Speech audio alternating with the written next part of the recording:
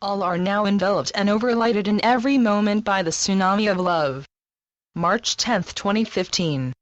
No one is unworthy of God's love, and therefore no one is unworthy of yours. The only reason that you would withhold love from anyone is because you believe yourself to be unlovable, and to withhold love from someone is to withhold it from yourself. However, to acknowledge and be aware of that extremely painful belief about yourself is often too horrific to countenance, and so you project it outwards onto someone you can judge as unworthy of being loved. Judgment is an aspect of the illusion to which many are enthusiastically attached.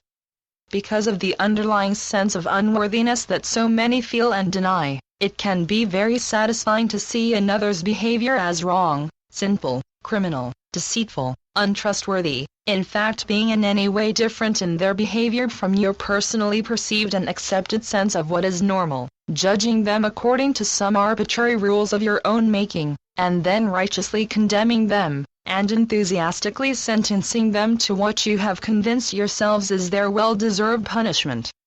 It is all too easy to find a target onto whom you can project this unbearable self-hatred, and it surely is self-hatred, because so many of you feel this way about yourselves and are constantly looking for some unworthy one doing wrong on whom you can impose a self-righteous and, of course, utterly justifiable negative judgment.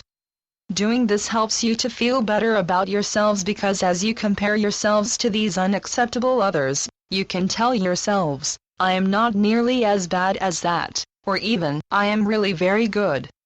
And in your collective fear there are very few among you who have not committed some actions that are generally perceived as crimes instead of being recognized as the desperate calls for love that they really are. The way out of this bind or seemingly infinite playback loop is to acknowledge, look at, and release all self-judgment of yourselves as unworthy. In God's sight no one is ever unworthy. If you find yourselves judging others or yourselves, even if only privately, secretly in your minds, it indicates that you are in denial of your own sense of unworthiness, of unlovableness. However, once you have looked within and fully acknowledged that extremely painful state, that fearful belief and feeling that you are not good enough, you can release it and see the insanity of it, the utter invalidity of it.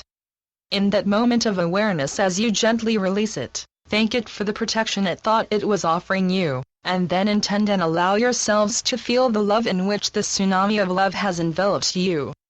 The human condition, in which each of you sees yourself as separate from one another and from God, causes you enormous stress. Your true nature is love, but as humans it seems that you are separated from that state, and so you spend your lives seeking it, mostly in the wrong places, from your parents initially, from authority figures, from your peer group, and then very likely from another individual whom you admire and covet and whom you desperately hope will return your admiration. To believe yourself to be separate is a most painful experience that starts at birth as you are forcefully expelled from the womb.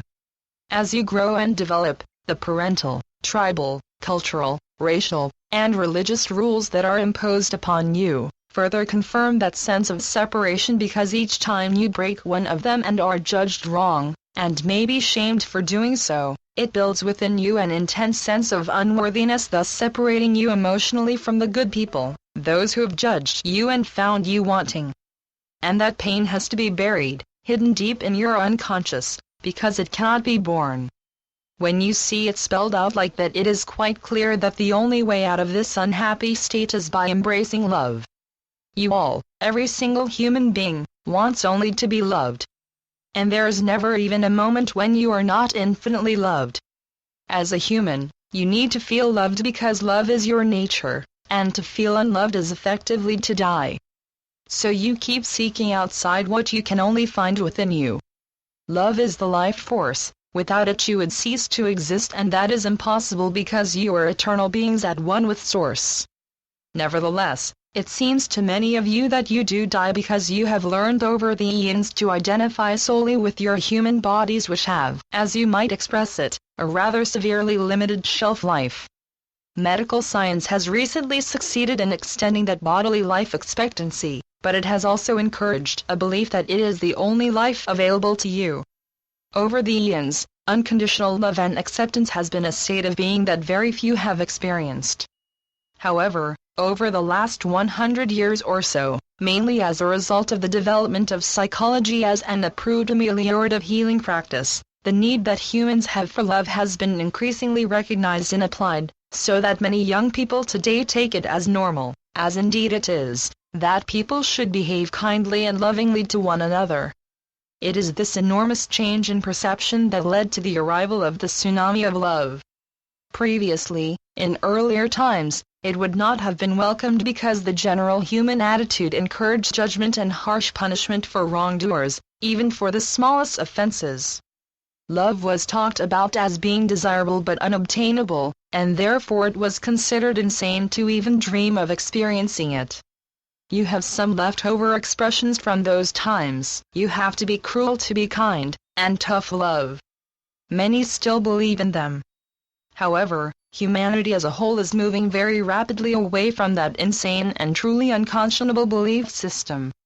Love does not condemn or punish, it offers itself freely and constantly to all.